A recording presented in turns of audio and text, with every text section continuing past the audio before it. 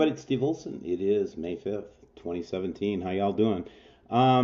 Taking a look at the meteorscan.com and a letter that I got from one of my subscribers protecting the identity of this person. But basically, they wrote to me that it was alarming to them on the 4th that there were more than 100, if they said to themselves if they had more than 100 meters per hour in deep trouble, and this is only 91 per the last hour. So we were hitting this kind of threshold this person thought might have been a interesting thing.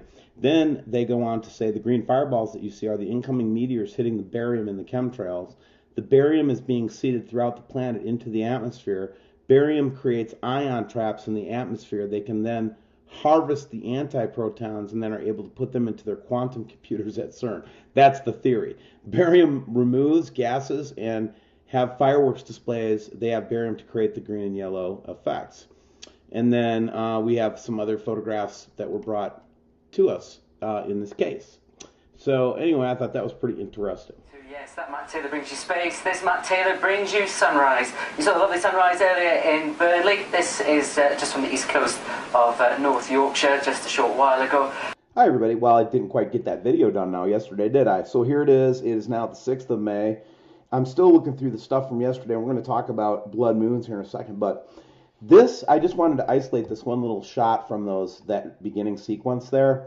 This again is a very clear view of this orb, this yellowish orange orb with all the little holes in it. It's not the clearest image that we got, but it's been isolated. Okay, so what I want to talk a little bit about today is blood moons.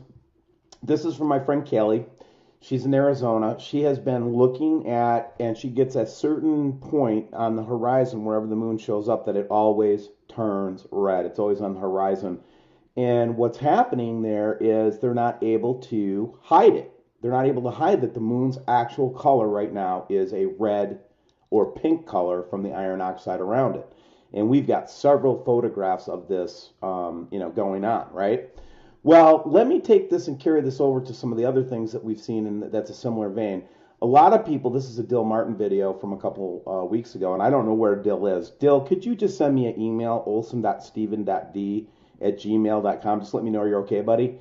But basically, they're calling this a double sunset, and this is the moon and a red moon here. So here's what I believe is happening, guys. When we see this double moon like this, or double sun, what you're really seeing oftentimes in the background is a red object, and in the front you'll see a white object. In this case, I believe that they're projecting the moon as a hologram, and the real moon is red colored. That's what I think is happening here, guys. And that's why we get this effect when we hit the right exact place where the moon is, able to see its true light. This is what it looks like all the time, guys. And this is what I keep saying. If they did not have artificial lighting, if they did not have holograms, if they did not have any of that stuff, we would be seeing a red blood moon every night, and we would be seeing a magenta sky during the day. And that's just, that's my story, and I'm sticking to it. Something's developed on this picture that we've seen. There's a couple of professional government trolls that are trying to say this is Antares or something like that. It's not. It's too close. And the reason you can see is that this is actually an object within our close solar system with this line on it. That's what indicates a closer object. We've got this big orb going across. But notice the configuration of this system. Let's call it, I think it's a planet and moons. That's what I think it is. Again, you can disagree with me, and that's fine. That's why we're together. But I tried to look at it from a couple of different perspectives. But look at this. It's starting to emerge right here. It's like a whole cloud of stuff right down in here. And it seems to be like there's a larger cloud of material that starts to rise up from this area of the picture if you watch. And, I'm just kind of clicking through it here. And it goes to this distorted view, but you can see that it just gets thicker and thicker in this area. Again, what is that big orb, guys? It's like it's the elephant in the room. And then I've got all these little teeny things going on in the background here. I don't know what that black dot was and those dots coming behind it.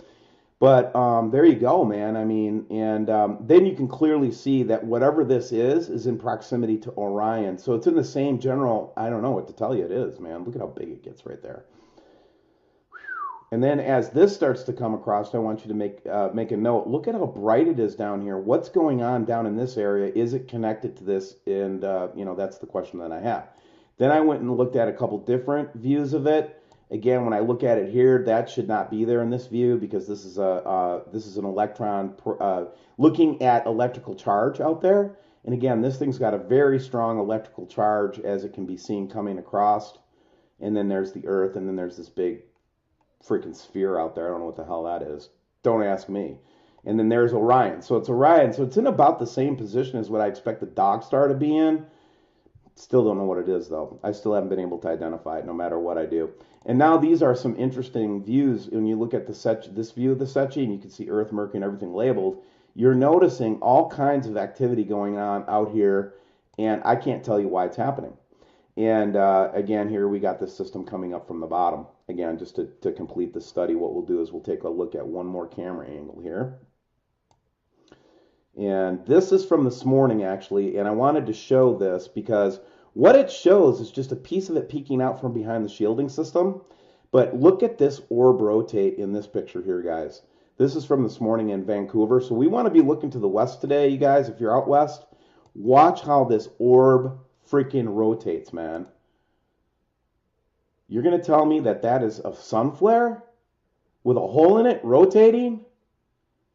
Man, you guys got to really stop smoking that weed, really, because that is a straight up view of what's going on.